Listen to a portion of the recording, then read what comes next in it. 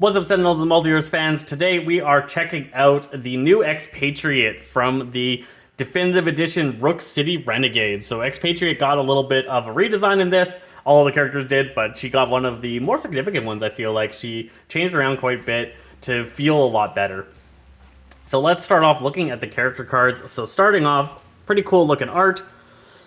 She now gains the ability, Expatriate deals one target 2 projectile damage, and you may play one item card. Before it was just play one card. Now it locks down to just item cards now, so only guns and ammo, and maybe her vest. Not play any card, but it lets her set up and still be able to deal damage if she doesn't have anything to do play card-wise. So pretty decent power change there. You can play her in a couple of different modes. Let's check out the different character cards that came in here. I should be a little bit more organized. There we go. Alright, so first is Expatriate Eclipse. So in this one, you get Secret Plans, draw 4 cards, discard any item cards drawn this way. So this is to set up, like, not item cards. This is to be more of a sword and stuff like that rather than guns focused. So you're not getting your guns and whatnot, but you're getting your one-shots is kind of what's going on with that, which is kind of cool. We got our Dark Watch Expatriate. So she's got her 50 caliber sniper rifle shooting from a distance. Either discard or destroy one ammo card. So get rid of ammo, you can't use them. If you do, Expatriate deals one target 5 fixed projectile damage. So fixed cannot be increased or decreased. Really good for taking out targets that have resistances, but not so great if you are getting buffed at the moment. But that's a cool way. You throw out one of your ammos and do a big chunk of damage with that power. Changes up the playstyle a little bit. Both of those do, I really feel. This is the first appearance Expatriate. So this is the first time Expatriate ever showed up in the comics. And that is her fighting the Wraith, it looks like. Who is this Extreme Executioner? The Expatriate. Very 90s feel going on with that. Alright, Soldier of Misfortune. Discover one item card. If that card is an ammo, draw 2 cards. So you discover, searching your deck, revealing from the top of your deck for an item card specifically, so there's a 50% chance you get an ammo or a weapon kind of deal. Discover is put into play. So it is putting into play one item card that, if it's an ammo card, you get to draw 2 more cards and kind of try and get a gun if you ended up getting an ammo, because this thing is supposed to try and get you guns. So extra draws if you got an ammo. Decent setup there. Decent setup character. So this one's more about playing the cards you actually got. The other one's more about getting more cards in case you didn't get the cards you want. If you're finding yourself fighting against an opponent that's often attacking the lowest HP target, Expatriate can end up becoming a flipped ally. Flipped allies are when you're defeated, you get flipped over, and you have to deal with using one of the powers on your back that you have available to you, and that's the only way you can help your friends. So we got going on here, Caught in the Sun. This is her caught by her mother. One hero takes their play phase, one hero discovers one item card, or one hero deals one target 2 projectile damage going on there. Dark Watch Expatriate defeated. That looks like she just got whooped and has some kind of green something glowing into her. Lead Poisoning. One hero takes their power phase, destroy one ongoing card, or play the top card of the environment deck. Bury one environment card. So get rid of, or put one out and then decide to get rid of one.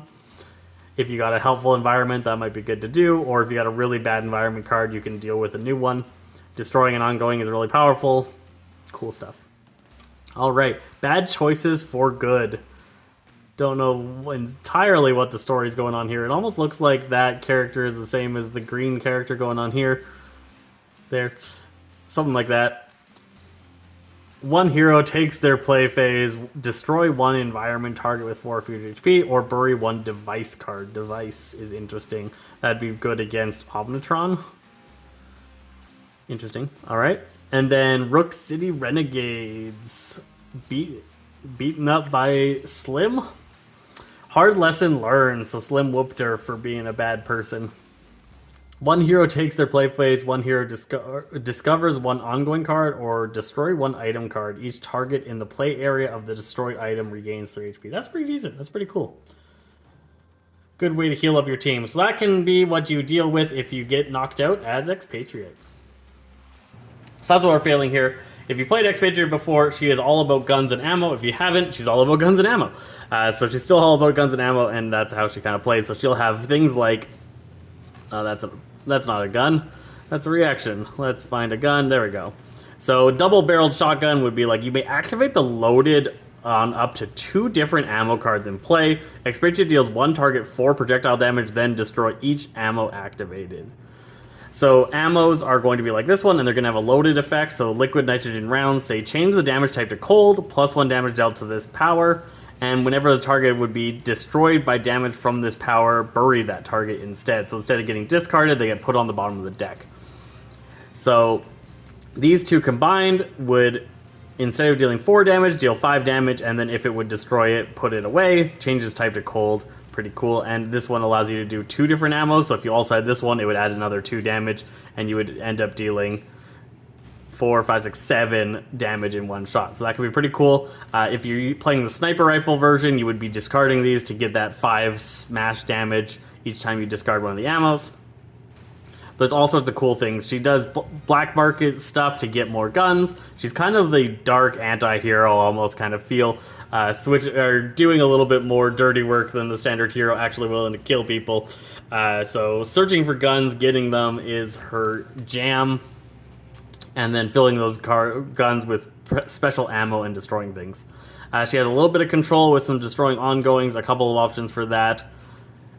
But a lot of just searching your deck for guns or getting guns themselves. She has a reaction to be able to shoot back at people. I love the reactions. I feel like they add a nice little aspect, and having a couple of them is pretty cool. Does she have any? I haven't played her fully yet. We've played 1 game with her. She does not have any suddenlies, so that's not something you have to worry about with her. She plays a lot better than she used to. So like Pride and Prejudice is now 1 single card instead of 2 separate cards with 2 separate powers. So that's somewhere in here. Pride and Prejudice is like her 2 signature guns story-wise. Where are they? There we go. Pride and Prejudice. So these used to be 2 separate guns that you had to get, and you had to get one and then the other, and then if you shot one, you could shoot the other. This one instead just shoots both every time, but it allows you to use 2 different ammos, 1 in each gun, if you want to, and have the ammos available. So a little bit of a buff there. General buff to the character. There are way less turns with this expatriate than the old one had, that you feel like you wasted your turn. So the old expatriate, you'd be like, man, that was a bummer. I didn't get to do anything on my turn. I drew an ammo and I didn't have any guns. And that you can't even play ammos if you don't have guns with the old one. This one, the ammos can go into play and wait for a future gun.